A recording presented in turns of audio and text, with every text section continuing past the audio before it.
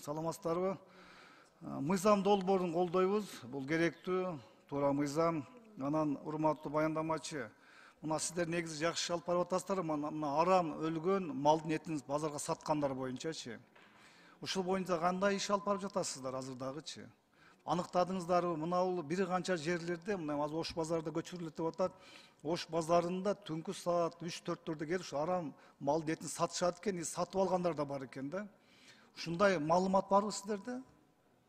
Ооба, туура айтасыз. Бул жаңы жылдан кийин массалык маалымат каражаттарына дагы биз ушул кылып аткан иштер тууралуу элдерге кеңири жеткирүү максатында иштерди алып бардык. Бул боюнча биздин маалыматыбыз бар. Рейдтерди уюштуруп атабыз. Бирок бир гана айтып кете турган маселе, биздин ветеринардык кызматтардын кызматкерлердин укугу кичине чектелип атат.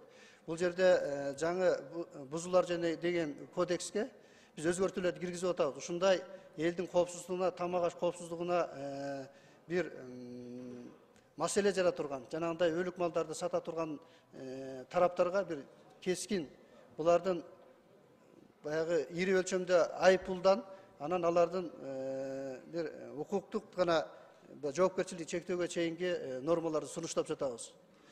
Бузуулар жөнүндө кодексте биз жакынкы арада иштеп атабыз. Бул боюнча иш жүргүзөбүз буюрса. Урматтуу министрдин орун басары, эми ал мыйзам долбоор ишке ашканга чейин эми укук көчөргөндөр менен иш чара түзүп, рейд өткөрсөңүздөр боло берет, ал эч кандай тоскоолду жок.